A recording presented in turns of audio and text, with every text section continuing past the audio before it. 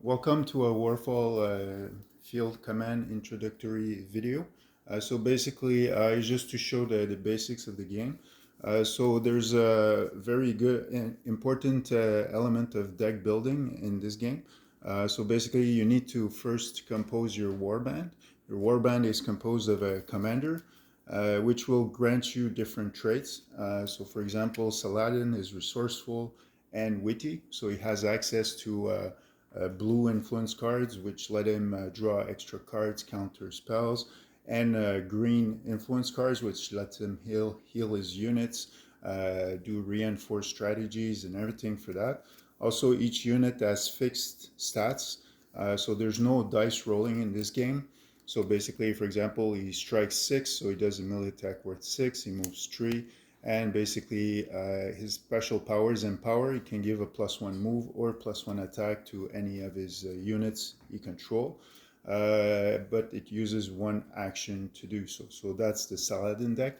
The first iteration is Saladin versus Guy de Lusignan, which is based on a historical conflict during the 1187 Jerusalem, the Crusaders versus the Saracens. So this represents that. Also, each each warband comes with 2 traps. For now, there's only the bear trap, but there will be added in other versions. There will be added different traps, and you start with 20 points of units. The units are worth from 5 to 15 points. 5 are regulars, 10 veterans, and 15 elites. So basically, they each have their own stats. So these accompany the commander, and they move around on the battlefield. And if we look at Guy's deck, of course, he's a crusader, so he can only recruit crusader units. This one can discard 3 cards to assign a guard, an instant. The Templar infantry has a strike 4, it's a regular. He has a strong 1, so which means he can do strong and then strike to boost his attack. And the crossbowman has a strong 4 attack, but he needs to reload every time to do his attack. And of course, he comes with 2 traps as per the normal rules for this. Also, so these units will move about the battlefield, and you will get a deck of influence cards corresponding to your commander's trait. So for example, here, these are the resourceful cards, the green ones, and the blue cards, the witty cards, which lets the commander draw extra cards. The cards are worth from 0 to 3 points each, or even some are worth 4. And basically, you're allowed in your 36 deck, you need 24 points total of influence cards. And you need, if the commander has 2 traits, you need 18 cards of each trait. If he has 3, you need 12 cards of each trait. And the value, of course, 24 points. It means you need 12 points worth of cards if you have a 2 trait commander for each trait. And if you have a 3 color commander, it's 8 points per trait. So a commander with many traits will give you more options on the battlefield. So now we shuffle the influence deck. The influence decks will be played in your hand. They will be used to influence the battlefield, affect the enemy units and everything. So both you shuffle the influence deck, and basically the units, they start in your reserves, so the units will move around the battlefield. So to avoid dragging up different mats, basically to set up the battlefield, what I've done is I've used, you can use poker cards for this, but I've used just blank terrain. There's 2 formats. You can use the cross or the L form, whichever you prefer to play. So this lets you move around. So for example, this intersection is this space, that's a space, then that's another space here. And basically, if I tap my unit, it still fits. So I can move about the battlefield like this. Of course, I can occupy these. And basically I will start on my side and the opponent will start on the opposite side of this, but there will be terrain. So for this battle, we will do a battle in the dunes in the desert. So basically I will place randomly six dune cards, six dune terrain, and the dune ability is basically a unit can move onto it. It costs 2 movement points instead of 1 to move onto it, and once it's onto it, basically all units of this have line of sight on that unit now, but all attacks against that unit are at -1. So now I will position these on the battlefield, and you can use also, if you have standees, of course this is not practical for the YouTube video, but you could put like a standee like this and do a 3D effect for the battle cards, for the terrain. So that's pretty cool feature. But for now we will just place them straight. So I will determine randomly the position of each terrain. So I will roll, there's 7 and 7. So basically I will roll a d8 for the horizontal and d8 for the vertical and cross index the position. So I will do that and come back right after. So I've positioned the terrain randomly, rolling the d8, and so that's what it gives. So basically now we determine the first player. So there's the 2 player cards, so the first and the second player. So you just shuffle them up and you give it to randomly to one player.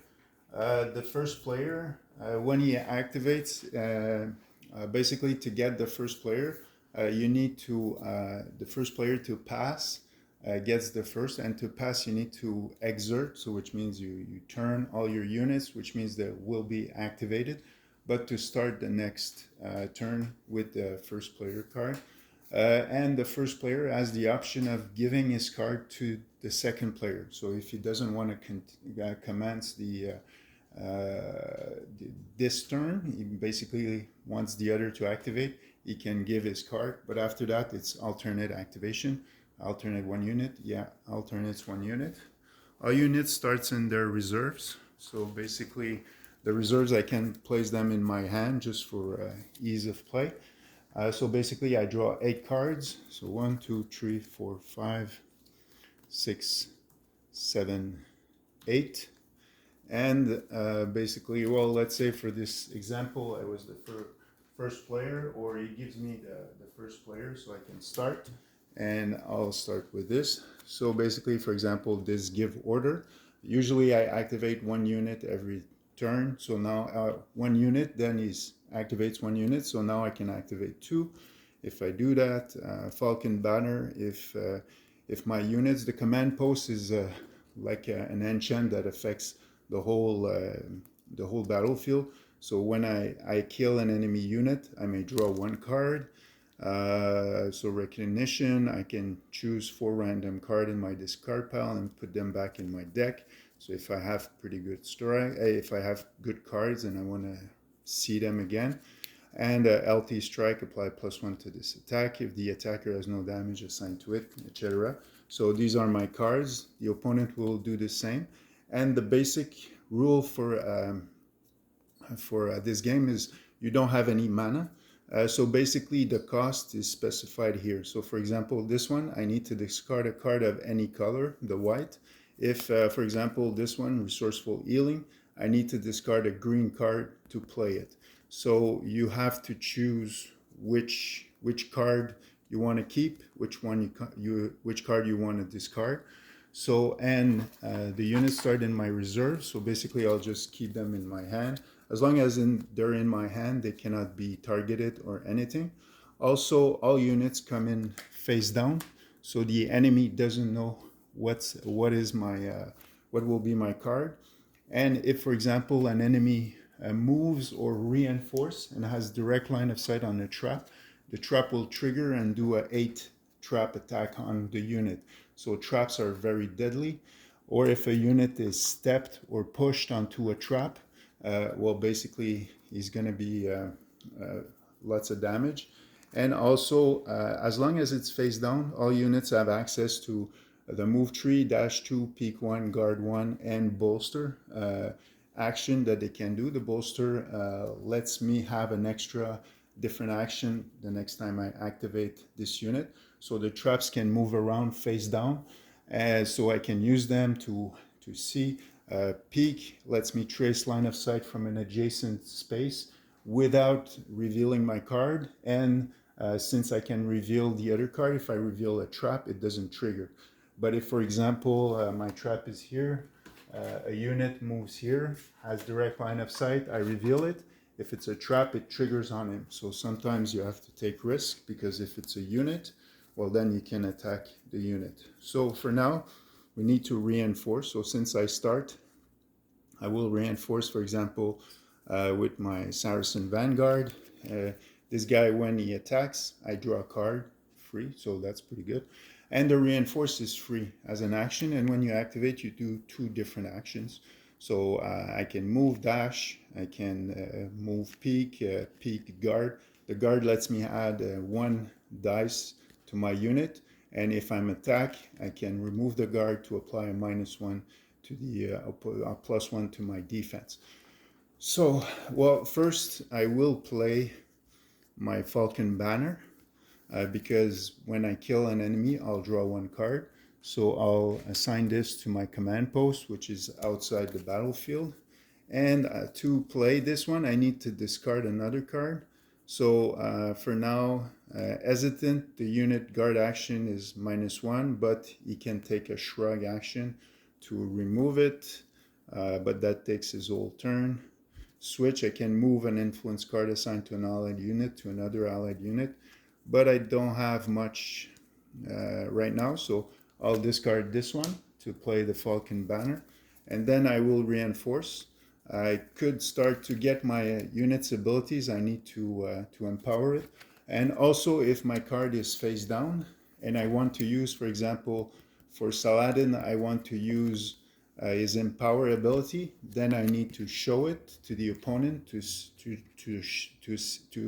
show him I'm using a different ability, and then and then I flip it back down. So it's still considered face down, but I have to reveal it to my opponent because I'm doing something different than what's specified here on the back. So for now, I will, for example, reinforce with my Saracen Vanguard. The reinforce is on my base, so this is my baseline. And basically I can reinforce anywhere. So I will reinforce here, it's a free action. And then I will move 1, 2. Also for this, when you move, you can interrupt your move to do another action. So for example, I could move, peek, I have 1 movement point left. I could move there after. So you don't lose, only mounted units cannot do that. So basically I will reinforce there, 1, 2, and if I place him there, the opponent reinforces here. He will reveal mine, but he doesn't know if it's a trap or not. So I think he's gonna reinforce somewhere else. For the line of sight is basically you take the 2 top, either if it's like this or that, and you just trace line of sight. So for example, to the same corner, so this one they have no line of sight, but if it's here, this one connects, so they would have line of sight from here. So basically, if you attack with partial line of sight, it's a -1 to attack. Direct line of sight, you can attack fully, and no line of sight, of course, you cannot attack. So for example, I will move here, and then I will do a bolster action. So the bolster will let me get an extra different action next turn. And with the bolster here, also this, if I have things that affect the dice value, that increase it, or the opponent has things that diminishes it, I can improve that die, maximum 6. So now I've done my activation. I could have played my give order, but I don't want to do that. The hesitant, there's no enemy units. And the gold cards are combat cards. The gray cards are used in my turn. And the blue cards are used as a response to when an opponent plays a card or does an ability. So now it's Guy's turn. So Guy de Lusignan, he has red, which is offense, and schemer trait, which lets me, for example, he can discard opponent cards, he can discard my cards, he can give my units less activations, he can do some stuff like that. So that's more effect for the schemer. And the bold is more about all attack, boosting attacks, buffing attacks, and everything. So of course I'm looking for people to play test it to see the balance. So of course he's going to draw 8 cards as well, and he's going to look what he has. So basically, attention lapse. Target player puts the top 6 card of his deck in his discard pile. So that could be useful if, for example, I have cards that let me play cards from my discard pile. Last breath, I assign it to a unit, and if it does a free attack value at 3. So and a set trap, I can place a reveal trap anywhere. So if I want to block the access to the opponent, I can do it, but I got to be careful, because if I'm pushed onto the trap, it could be problematic. So what I'm going to do for now is I will reinforce, but I can use my trap to reinforce. Of course, he doesn't know that. And well, actually, I will move here, and then I will move and bolster. The trap can also, the unit face down can also bolster, no problem. I could have guarded, but I'm not in position to play. And so basically, that's, for example, 1 activation from each side. And then I will reinforce one of my units on the battlefield, and so on. So until basically once everybody has acted once, I'm not obligated as well to put my unit cards when I activate them. If I already have 1 unit card on the battlefield, I don't have to play other ones, but my units will be all alone. If for whatever reason I don't have a unit card, I must do at least 1 reinforce action. And there are mechanics where if I reinforce, I can do damage or healing or things like that. So so might be good to hold on to certain units based on your deck.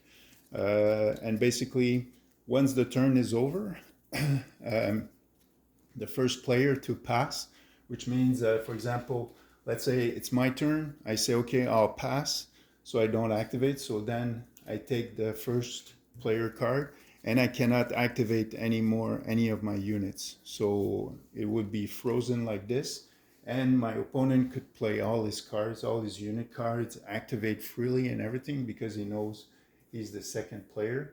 But the blue can steal the first player card from the other. So you got to be careful in some situations. And at the end of the turn, once everybody has played, well, basically each player draws back to 8 cards. So you always have at the start of turn 8 cards in hand. It's not like you draw 1 card or something like that. So you always have a full hand of cards at the start of your turn, and to give you more options for the discard mechanics and everything. So that's a quick overview of Warfall. And also for the deck building aspects, for now I have Guy versus Saladin. Saladin has resourceful and witty. Guy has schemer and bold. For the next iteration, I'll take out Richard Lionheart, which is bold and witty, and Aladil, which is resourceful and schemer.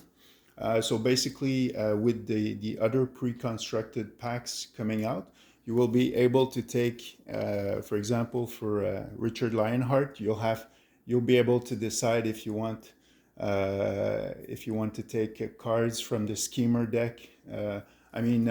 From the blue Saladin deck, the influence cards. You can take them and put them mix and match with the Richard Lionheart as any way you want. So basically, you'll be able to mix and match all the units as long as they're they're of the same faction as the commander, and all influence cards, you'll be able to have access to everything. So, for example, Baldwin is wise, which is more defense, and witty. So basically, you'll get new cards every time a new battle pack comes out, and you'll be able to mix and match and basically build your ultimate warband by mixing and matching the units. Because like I say, you get 20 points of units and 36 card deck. So there will be full customization as the battle packs come out. I hope you enjoyed the video. If you did, please subscribe and like. Thank you for your attention. Have a good day.